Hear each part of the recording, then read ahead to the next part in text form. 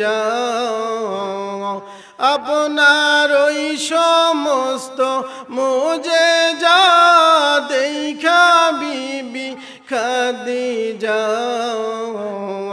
জীবন যৌবন সহিবা দিলেন ওই কদম তলায় ও গো নবীজি কোন সাধনে পাইব তোমায় আল্লাহ আল্লাহ আল্লাহ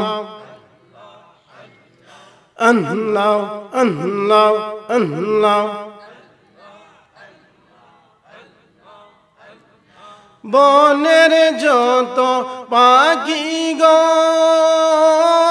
ভক্তি করত দুই চরণ বনের যত পশুগণ ভক্তি করত দুই চরণ পাখি এসে বাতাস করত গায় ও গো নবীজি কোন সাধনে পাইব তোমায় আল্লাহ আল্লাহ আল্লাহ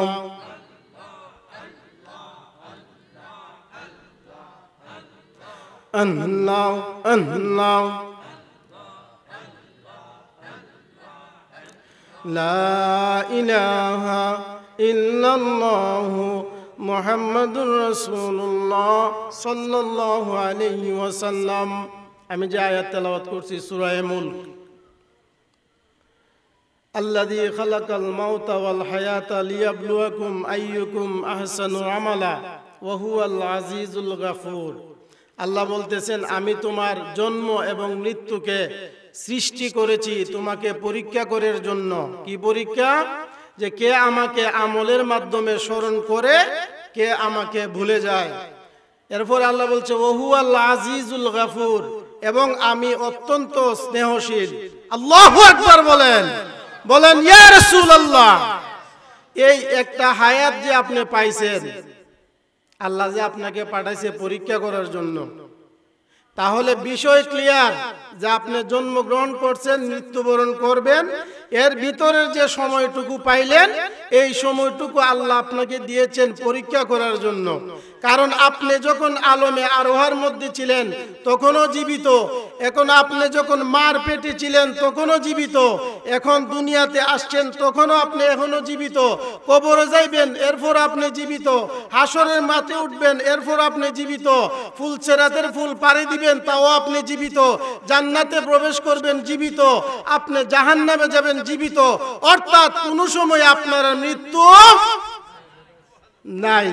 তাহলে আল্লাহ যে মৃত্যুর কথা বললেন, আল্লাহ কইছে এই মৃত্যুটা, এই সময়টা দিয়েছি আমি পরীক্ষা করার জন্য। আপনি এমন জিন্দেগি পাইছেন, এই যে সময়টুকু পাইছেন, এই সময়ের ভিতরে কত বছরের ফুজিলিয়া কবরে যাইতেইব জানেননি? অনন্তকাল, ঠিক না বেঠিক? আপনার জীবন 50 বছর, 60 বছর, 70 বছর, 80 বছর, 90 বছর, 100 বছর, নাকি এর বেশি? বড় জোর 150 বছর। আপনি চিন্তা করলই মুসা আলাইহিস সালামের মতো 2,000 বছর পাইতেন না, ঠিক না বেঠিক? তাহলে আপনি যে সময়টুকু পাইলেন, এই সময়টুকুর দ্বারা আপনি কতটুকু সময় চলবেন, আপনার অনন্তকালের জিন্দেগিটা কেমন হবে। অর্থাৎ মৃত্যুবরণ করার সঙ্গে সঙ্গে আপনার যে কবরের জীবন শুরু হবে, ওইখান থেকে অনন্তকাল পর্যন্ত আপনার জীবনটা কেমন যাবে, এটা নির্ভর করবে এই সময়টুকুর মধ্যে যতটুকু সময় আপনার জন্ম থেকে মৃত্যু পর্যন্ত পাইছেন, ঠিক না বেটি? তাহলে এই সময়ের প্রত্যেকটা মুহূর্তের দাম আছে না নাই? কিন্তু আমাদের এই সময়গুলো যাইতেছে ইউটিউব, ফেসবুক আর ভালোবাসায়, ঠিক না বেটি? চ্যাটিং আর ফেটিং। যুবক ভাই, একটা সিম্পল কথা শুনেন, আপনি দুনিয়াতে প্রেম করার জন্য আসেন নাই, আপনি দুনিয়াতে নারীর সংস্পর্শে যাওয়ার জন্য আসেন নাই। আপনি যদি জ্ঞানী হন তাহলে নিজেকে প্রশ্ন করেন, দুনিয়াতে একজন ফরজ বিবাহ, ঠিক না বেঠিক, বা সুন্নত ওয়াজিব, সমর্থ থাকলে 4 জন, আপনাকে যদি জান্নাতে গেলে কয়জন জানেন না? 70 জন। ঠিক না বেটি? বিবাহের বাহাদুরি করো, প্রেমের বাহাদুরি করো। তাহলে এখন চিন্তা করে দেও, যদি 70 জন ফরজ করতো, তোমার মতো যুবক খুঁজে পাওয়া যাইতো না। ঠিক না বেটি? এই জন্য আমার আল্লাহ দয়া করছে আমরার উপরে, কইছে আমার তো দুনিয়ার সৃষ্টি পাঠাইতে হবে। এই জন্য আল্লাহ বিবাহ একজনের সাথে সর্বোচ্চ 60 জন সুন্নত করে দুনিয়া ছেড়ে দিছে। এর বেশি যদি করতো আমার বান্দা পারবে না। এই বার সহ্য করার মতো ক্ষমতা তার নাই, এই যৌবন শক্তিও নাই, এই হায়াতও নাই, এই সম্পদও নাই, কোনো কিছু নাই। যতটুকু পাইছেন আল্লাহ কয় পরীক্ষার জন্য দিছি। ঠিক না বেটি? এখন পরীক্ষাত আয়া ফেললই ফেল। 90% যুবক যুবতী অবৈধ সম্পর্কের সাথে জড়িত। ঠিক না বেটি? আল হায়া ও শুবাতুন মিনাল ঈমান। যদি হায়া লজ্জা ঈমানের অর্ধেক হয়ে থাকে, তাহলে যেই যুবকের উপরে ইসলামকে ফরজ করা হয়েছে 70 থেকে 80% নারী পুরুষের ঈমানের অর্ধেক এইখানেও নাই। ঠিক না বেটি? আর গার্জেন তো কই না। কু আনফুসিকুম ওয়া আহলিকুম নারা। হে আমার বান্দা, তুমি তোমারে জাহান্নামের আগুন থেকে বাঁচাও। ওয়া আহলিকুম নারা, তারপরে তোমার পরিবার বর্গরে বাঁচাও। এটা আল্লাহ ফরজ কইরা দিছে। বিয়া করা যেমন ফরজ, সন্তান জন্ম দেওয়া যেমন ফরজ, তারপরে তারে ইসলামী শিক্ষা দেওয়া ফরজ। ঠিক না বেঠিক? তারপরে তারে নিয়ে নামাজ পড়াও ফরজ, তারপরে ভালো ছেলে দীক্ষা বিয়া দেওয়াও ফরজ, ভালো মেয়ে দীক্ষা বিয়া আনানিও ফরজ। এই ফরজগুলা আদায় করার পরে, আপনার সংসার জিন্দিগি করার পরে যদি আল্লাহ এবং আল্লাহর রাসূলের আদেশ মতে জিন্দিগি কাটায়া যান, তাহলে আমার আল্লাহ একটা সুসংবাদ দিতেছে, সালামুন কাওলাম মির রাব্বির রহিম। আমার বান্দা যদি আমার পছন্দ অনুযায়ী, আমার রাসূলের তরিকা অনুযায়ী যদি জিন্দিগি কাটায়, আর এই কাটানোর মধ্যে যদি তার হায়াত শেষ হয়ে যায়, তখন মৃত্যু যখন তার সামনে হাজির হয়ে যাবে, আমার এই বান্দারে একটা সুসংবাদ দিও। কি সুসংবাদ? আমার পক্ষ থেকে তারে সালাম জানাইও। আল্লাহু আকবার বলেন ইয়া রাসূলুল্লাহ। তাহলে জিন্দিগি পাইছেন পরীক্ষা দেওয়ার জন্য। এই কথাটা আমরা ভুলে গেছি। আপনার এই জিন্দিগিতে কঠিন একটা কথা বলে দেই, বাস্তব সত্য। আপনার উপরে হালাল খাওয়া ফরজ করছে। একদম সংক্ষেপে বলতেছি, কাসবুল হালালি ফারিদাতুন আলা বাদাল ফারিদা। নামাজ ফরজ, এরপরে হালাল উপার্জন ফরজ। আপনি ফজরের নামাজ পড়ছেন, এরপরে হালাল উপার্জন আপনার উপরে ফরজ হয়ে গেছে। আপনি জুহর পর্যন্ত কর্ম করছেন, কর্ম সময় হয় নাই, আজান দিয়ে দিছে, কর্ম বিরতি দিয়ে নামাজ পড়ছেন, আবার কর্মে লেগে গেছেন। আসরের নামাজের টাইম হয়েছে, আসরের নামাজ আদায় করছেন, আবার কর্ম করছেন। মাগরিবের নামাজ পড়ে বাড়িতে আসছেন, আইসা সেরা বাজার সাজার দিছেন, দিয়া সেরা আপনি এশারের নামাজ পড়ছেন, ফইরা ঘুমায়ে গেছেন। আপনি লিখে রাখেন, যদি আপনি রাতের বৃত্তে মারা যান, তাহলে আপনি শহীদি মর্যাদা নিয়ে কবরে যাবেন। সুবহানাল্লাহ বলেন।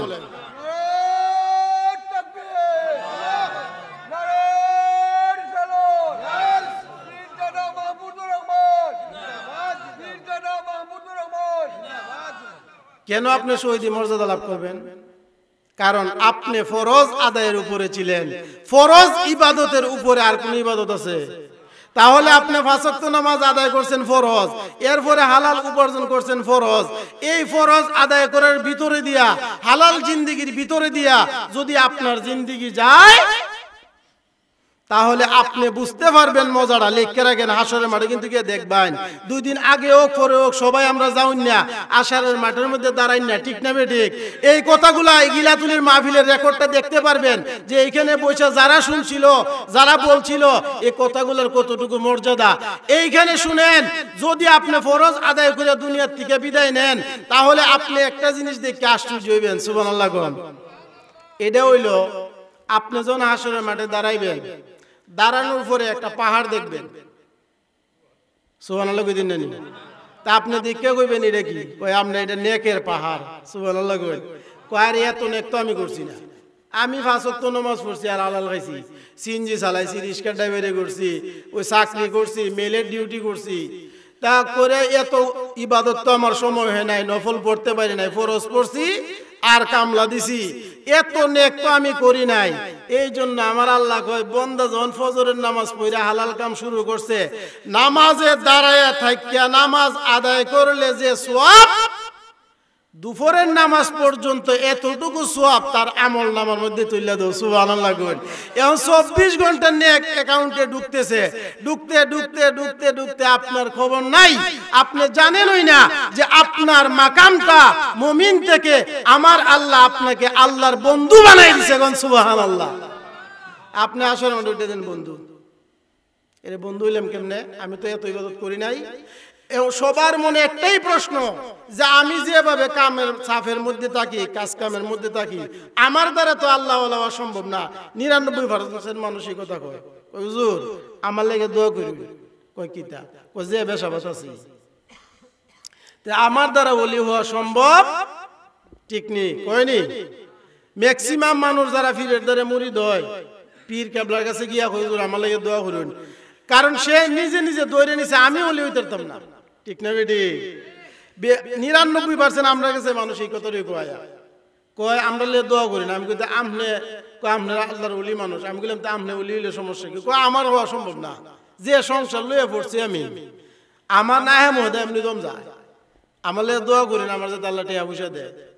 ভাই, ওলি হওয়ার সিম্পল একটা প্রেসক্রিপশন, আপনি 5 ওয়াক্ত নামাজ পড়বেন, হালাল খাইবেন, এশার নামাজের পরে দুরুদ না পড়া ঘুমাইন না, আপনি ওলি না হইয়া মরতেন না। সুবহানাল্লাহ। তাহলে আপনার কি কামও কোনো বাধা হইছে? কামে বাধা দিছে? সংসার জিন্দেগি বাধা দিছে?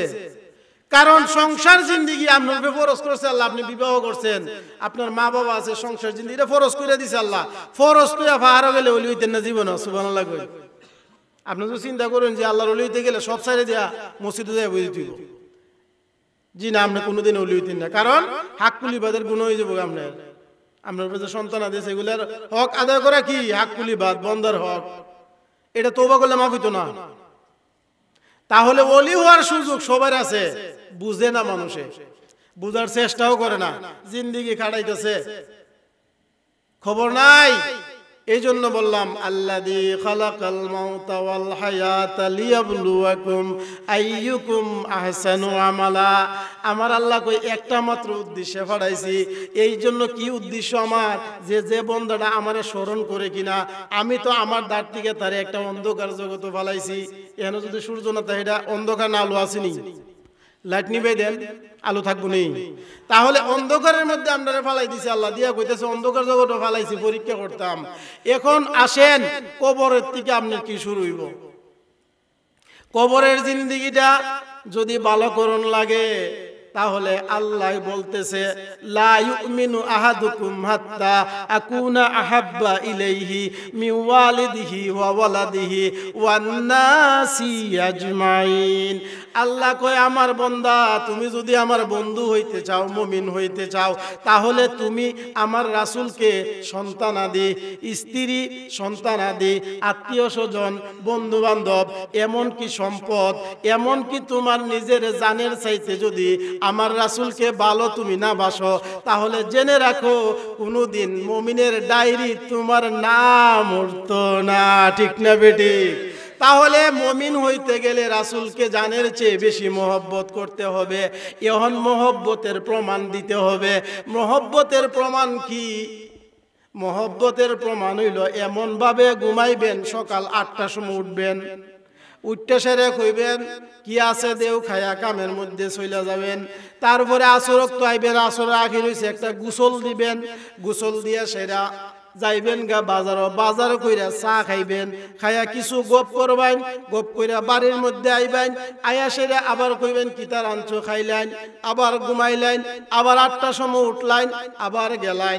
এটা কি ইসলামের জিন্দেগি নি? আল্লাহ কয় উলাইকা কাল আনআমি বাল হুম আদাল উলাইকা হুমুল গাফিলুন। এমন ভাবে বেখবর হইছে, এমন ভাবে বেখিয়াল হইছে, এমন ভাবে জিন্দেগি কাটাইতেছে, সে যে মৃত্যুবরণ করব তারে আমি কেন ফাটাইছি এই কথাটা সে ভুলে গেছে। ঠিক না বেঠিক? এই ভুললে হবে না, ভুললেও মরতে হবে, না ভুললেও মরতে হবে। এই জন্য বাবারে ফাও দইরা বলি, কদমের মধ্যে দইরা বলি, মৃত্যুটা আসার আগে আগে যদি রাসূলকে দেখতে না পারেন তাহলে আপনার অবস্থা হবে ভয়াবহ। কারণ হলো আপনি চিন্তা করে রাখছেন যে আমার নবীর মহব্বত তো আমার মধ্যে কিছু আছে, আমি তো হাসরের মাঠে শাফায়াতের অধিকারী হইতে পারবো, আমার রাসূল তো রাহমাতুল লিল আলামিন, আমার জন্য শাফায়াত করবে। আমি প্রশ্ন রাখতে চাই, আপনার যখন মৃত্যু হাজির হবে তখন দয়াল নবীজির শাফায়াত আপনার লাগবনি? আবে কাউসারের পানি লাগবনি? আর আবে কাউসারের পানি লাগবনি? দয়াল নবীজির জিয়ারত লাগবনি? দয়াল নবীজির সাক্ষাৎ লাগবনি? কবরের মধ্যে গেলে মান হাজার রাসূলুল্লাহ দেখাইয়া প্রশ্ন করবনি? এইগুলা কি হাসরের মাঠে হবে না মৃত্যুর সঙ্গে সঙ্গে হবে? এই জন্য বাবা মৃত্যুটা আসার আগে আগে, মৃত্যুটা আসার আগে আগে পাঁচ ওয়াক্ত নামাজটারে অভ্যাস করেন আর দুরূদ পইরা পইরা ঘুমান। আমি এই কথার গ্যারান্টি দিতে পারি, যদি দুরূদ পইরা ঘুমান আস্তে আস্তে আপনার অন্তর এমন জায়গায় যায় পৌঁছবে আপনি বুঝতে পারবেন। আমার আব্বা কইতো যে দুরূদ যে পড়ি, আমি কইতাম আব্বা দুরূদ যে পড়ি বুঝতাম কেমনে? দয়াল নবী যে শুনছে সুবহানাল্লাহ কইন। আমার আব্বা কয় এটার দুইটা সিস্টেম আছে, তুমি যে দুরূদ পড়ছো, দয়াল নবী যে দুরূদ শুনছে, এটার একটা আলামত আছে। এটার একটা আলামত হইল যদি আপনি প্রাথমিক অবস্থায় দুরূদ পড়েন তাহলে দুরূদ পড়তে পড়তে আপনার ভালো লাগবে, আপনার আরাম লাগবে, আপনার ভালো লাগবে, আপনার অন্তর শান্তি লাগবে। আর দুরূদ যখন গনায়া যাইব, ভালোবাসার কানেকশন যখন বাড়বো, বাড়তে বাড়তে বাড়তে বাড়তে রাসূলের সাথে এমন একটা পর্যায়ে যাইব, আপনি যখন দুরূদ পড়ার জন্য নামাজের শুরুতে বসবেন, বৈশা সাইরা যখন পড়বেন আল্লাহুম্মা সাল্লি আলা সাইয়্যিদিনা মুহাম্মাদিন ওয়াসিলাতি ইলাইকা ওয়া আলিহি ওয়া সাল্লিম, সাথে সাথে আপনার চক্ষু দিয়া জোরজোরায়া পানি পড়তে থাকবো আর দুরূদ চলতে থাকবো। তখন বুঝতে পারবেন আপনার দুরূদ দয়াল নবীজির রওজায় পৌঁছে গেছে। আল্লাহু আকবার বলেন ইয়া রাসূলুল্লাহ। এই হলো দুরূদ যে দয়াল নবীজি শুনছে তার বাস্তব প্রমাণ।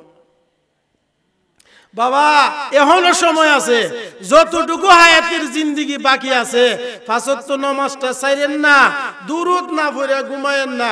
যদি দুরূদ পড়া ঘুমান ইমান না লইয়া কবরে যাইবার সুযোগ নাই। সুবহানাল্লাহ কোন। দরুদের একটা মর্তবা হইল বালা মানুষ আপনারে বানায়া কবরে নিব। সুবহানাল্লাহ কোন।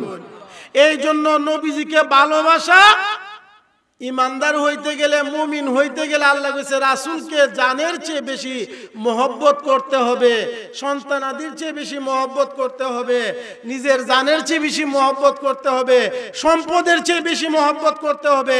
আপনি ঘুমায়া ঘুমায়া চিন্তা করেন আপনার সন্তানাদির প্রতি ভালোবাসা কতটুকু, রাসূলের প্রতি ভালোবাসা কতটুকু, সম্পদের প্রতি ভালোবাসা কতটুকু, রাসূলের প্রতি ভালোবাসা কতটুকু, তাহলে আপনি বুঝে যাবেন।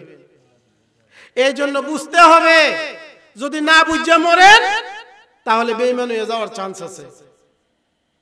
যদি রাসূলের ভালোবাসা অন্তর না থাকে, বেঈমান হয়ে কবরে ঢোকার সঙ্গে সঙ্গে আপনার শাস্তি শুরু হয়ে যাবে। এই জন্য মৃত্যুর সময়টাতে রাসূলের এই আবে কাউসারের পানি খাওয়ান লাগবে। ঠিক না বেটি? আর রাসূলের দর্শন লাভ করে যাইতে হবে। এখন আসেন, রাসূলকে দুনিয়া থেকে দেখতে গেলে আপনার মৃত্যুর পর থেকে কি কি সুযোগ সুবিধা পাইবেন? সুবহানাল্লাহ কোন। আর 5 মিনিট সময় ওয়াজ শেষ। এই যে আপনি দেখার ফলে আপনি যদি দুরূদ পড়ে দয়াল নবীজিকে জিয়ারত, অর্থাৎ আপনার যদি স্বপ্ন যুগে দয়াল নবীজির দর্শন নসিব হয়ে যায়, তাহলে মৃত্যুর পর থেকে আপনি কি কি সুযোগ সুবিধা পাইবেন?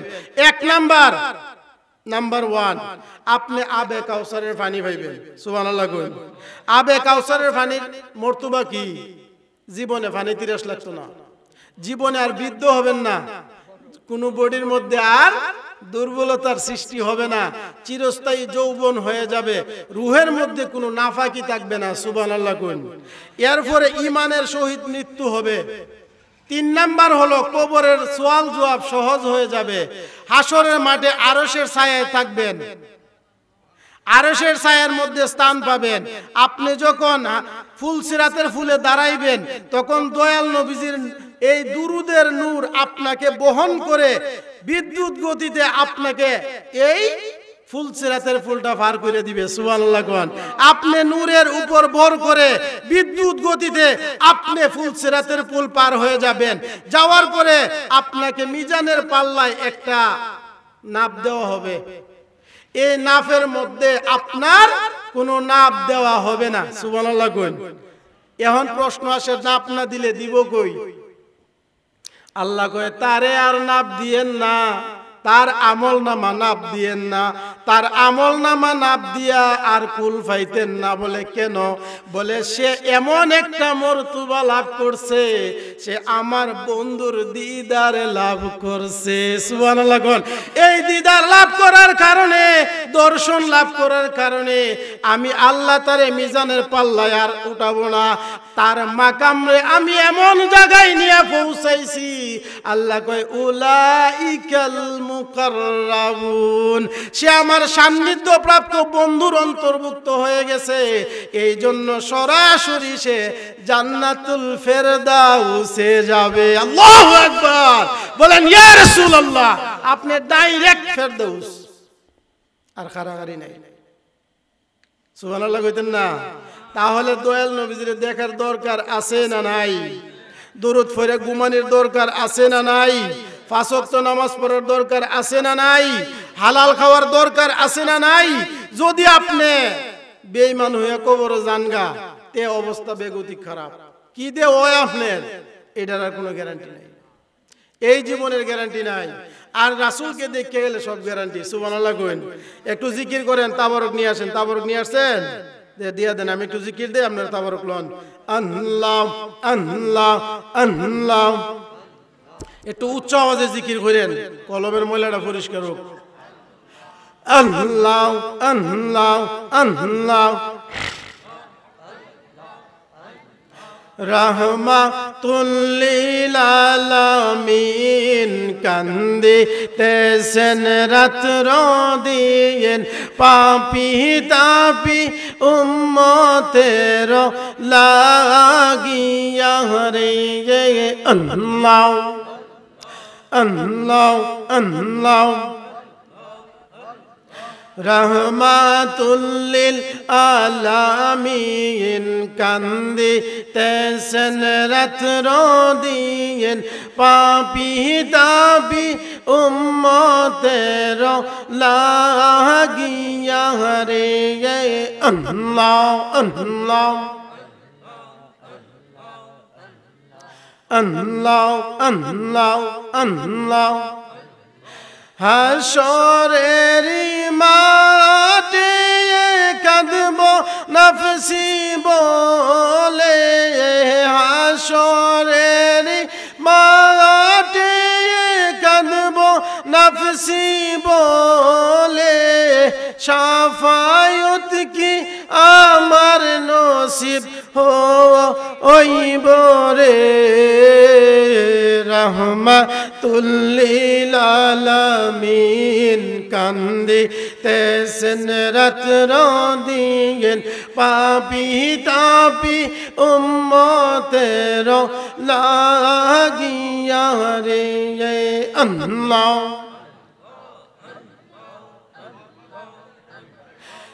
আমার মনের আশা পাবো আপনার ভালোবাসা, আমার মনের আশা পাবো আপনার ভালোবাসা, শাফায়াত কি আমার নসিব হইব রে। রাহমাতুল লিল আলামিন কান্দিতেছেন রাত্র দিন পাপী তাপী উম্মতের লাগিয়া রে আল্লাহ আল্লাহ আল্লাহ লা ইলাহা ইল্লাল্লাহু মুহাম্মাদুর রাসূলুল্লাহ সাল্লাল্লাহু আলাইহি ওয়াসাল্লাম।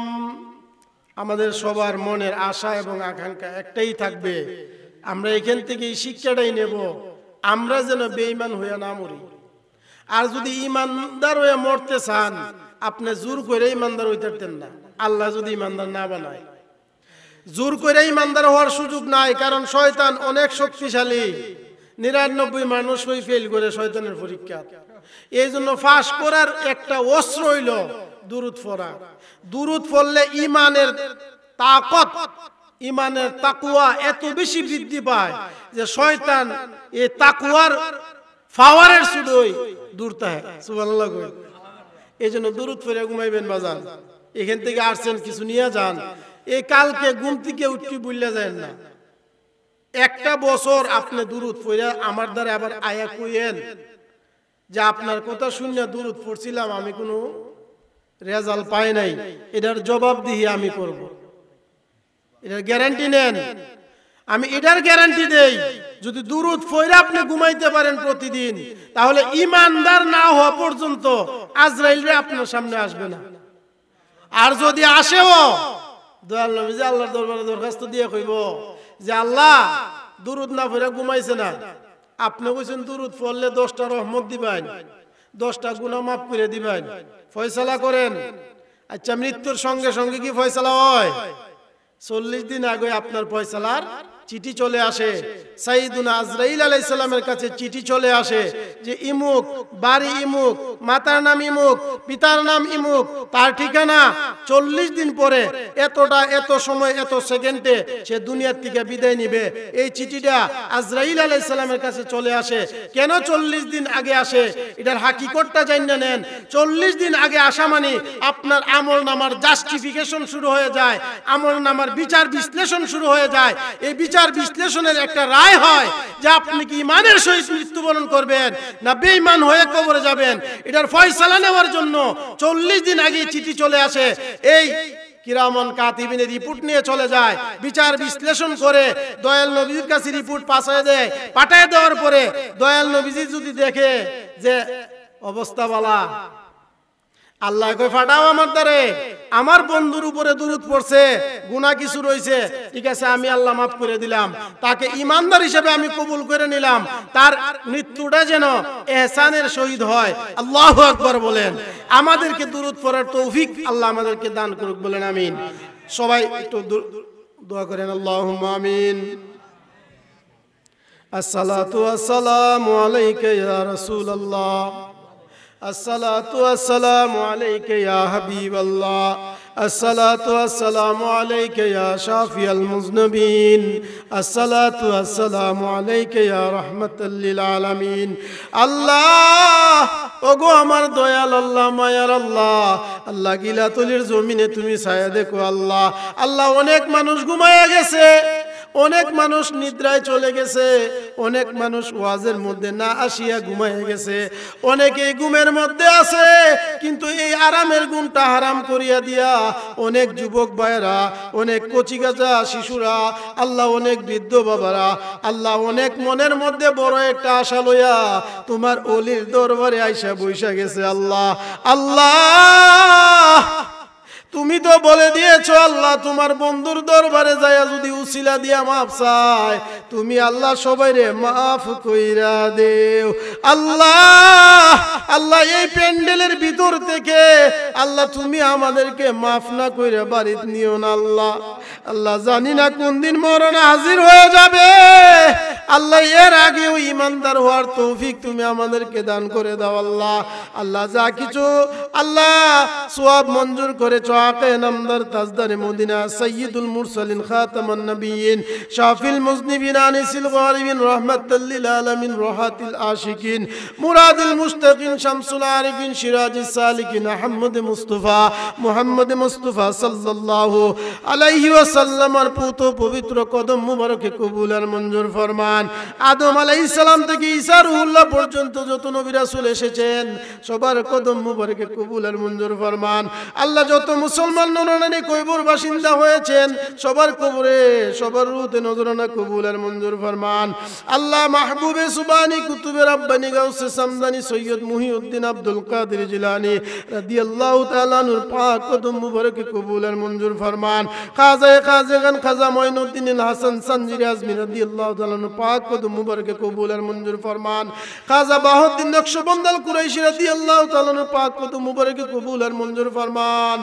আল্লাহ কাইয়ুমে জামানি শায়েখ আহমদ ফারুকী সেরহিন্দি মুজাদ্দিদ আল ফিসানি রাদিয়াল্লাহু তাআলা আনহুর পাক কদম মুবারকে কবুল আর মঞ্জুর ফরমান। আল্লাহ বিশেষ করিয়া বাংলার আধ্যাত্মিক সম্রাট আল্লাহ যিনি না আসলে আমরা মুসলমান হইতাম না আল্লাহ, আল্লাহ যিনি না আসলে ইসলামের আলু পাইতাম না আল্লাহ আমরা হয়তো বেদিনের ঘরে জন্ম হইতো আমরা হয়তো তোমারে চিনতাম না আল্লাহ আমরা হয়তো ইসলাম ধর্ম পাইতাম না আল্লাহ, যার কারণে ইসলাম পাইলাম আল্লাহ তার কদম মুবারকে নজরানা কবুল আর মঞ্জুর ফরমাও। আল্লাহ উনার সঙ্গী সাথী যারা আছেন সবার পাক কদম মুবারকে কবুল আর মঞ্জুর ফরমাও। তরিকায়ে নকশবন্দিয়া মুজাদ্দিদিয়া কাদিয়া চিশতিয়া মুহাম্মাদিয়া ওয়াইসিয়া কুরবানিয়া আল্লাহ সরওয়ার দিয়া ছাড়া যত মকবুল তরিকা আছে সমস্ত তরিকার বুজুর্গানি দিনে পাক কদম মুবারকে কবুল আর মঞ্জুর ফরমান। সমস্ত তরিকার তরিকত পন্থী গুণের পাক কদম মুবারকে কবুল আর মঞ্জুর ফরমান। আল্লাহ জানি না গো আল্লাহ অনেকের মা নাই বাবা নাই আল্লাহ কুলে পিঠে কইরা মানুষ করছে না খাওয়াইছে আল্লাহ প্রস্রাব করছি পায়খানাও করছি এইগুলা সাফ করছে অনেক সময় প্রস্রাব নিয়েই ঘুমাইছে আল্লাহ এমন অনেকে হাত বাড়াইছে যার মা বাবা কবরের বাসিন্দা হয়ে গেছে আল্লাহ জালিল কুল বাবার কবর জালি